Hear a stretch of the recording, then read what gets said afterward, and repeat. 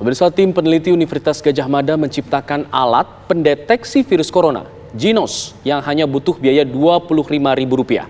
Ginos telah mendapatkan izin edar dari Kementerian Kesehatan dan mulai diproduksi massal. Lantas bagaimana cara kerja alat ini? Berikut liputan reporter Arga Dubadi dan juru kamera Doni Wahid.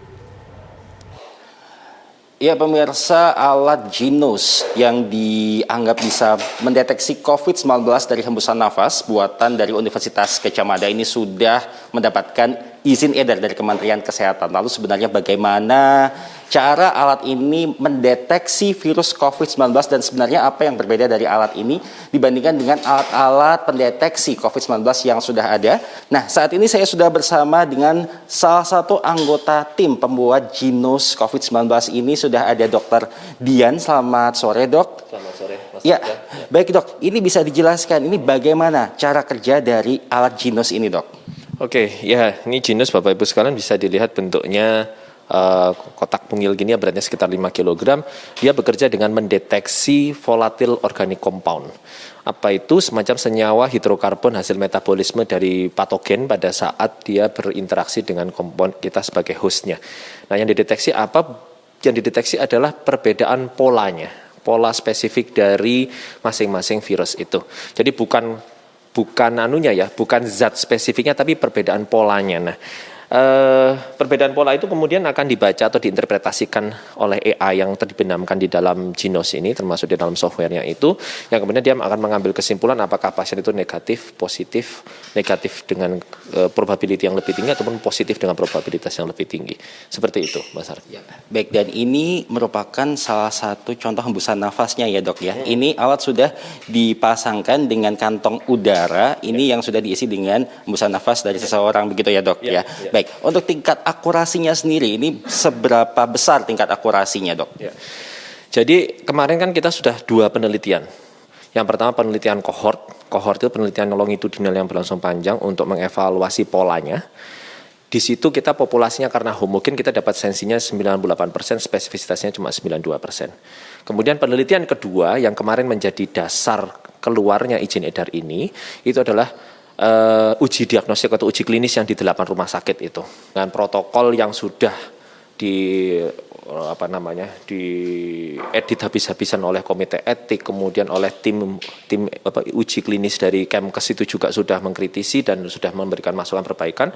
Protokol itu kemudian kita jalankan di 8 rumah sakit, didapatkan data 1.476 subjek, ditambah lagi 500, karena kemarin kita sempat izin edar 3 kali baru keluar. Jadi nggak semudah itu. Nah, dari situ kemudian akhirnya keluar sensitivitasnya yang terakhir adalah 90-92%. Spesifisitasnya sekitar 94-95. Jadi itu kenapa kok ada sampai ada rentang itu, karena tergantung sinyalnya ini, normal atau sinyalnya pas dapat yang rendah. Nah, gitu. Akurasinya antara 93-95%. Dan apakah ini bisa dikatakan direkomendasikan untuk menggantikan screening awal COVID-19, mungkin seperti misalnya adalah rapid test antibody dan sebagainya, begitu, Dok? Ya, untuk saat ini kan Ginos baru dapat izin edar. Nah, PR kita selanjutnya, tugas kita selanjutnya adalah memasukkan ini ke dalam ekosistem pemeriksaan COVID-19 di Indonesia. Nah, untuk hal itu kita perlu menyajikan data yang akurat. Kemudian data akademik tentunya seharusnya lewat publikasi dan manuskrip. Ya, manuskripnya sekarang baru sedang kita buat, ini sudah on the process mau submit ini. Cuman karena begitu banyaknya dokumen kan kita harus sedikit menunda. Yang kedua, jadi yang setelah manuskrip itu, yang kedua yang kita lakukan adalah memang harus berdiskusi, komunikasi dengan BPPD selaku pemegang otoritas untuk penyelesaian COVID sama Kementerian Kesehatan.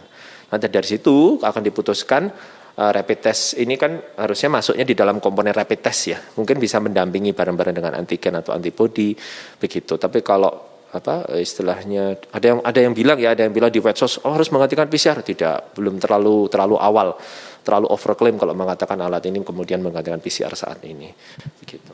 Dan untuk kemampuan alatnya sendiri ini bisa mendeteksi berapa orang dalam satu hari atau mungkin dalam hitungan jam begitu, Dok? Iya. Alat ini sebenarnya silakan kalau mau dioperasikan 24 jam bisa. Tapi pada umumnya yang akan teler adalah orang yang meriksa tentunya jenisnya ya. Jadi kalau kita katakanlah mengambil sampel nafas itu setiap orang itu rata-rata 3 menit, maka alat ini apabila dioperasikan selama 6 jam kan kita paling bisa mendapatkan sekitar 100 sampai 120 orang sehari. Katakanlah 6 jam itu benar-benar jam kerja seseorang itu ya. maka sehari bisa 100 sampai 120 orang satu mesin.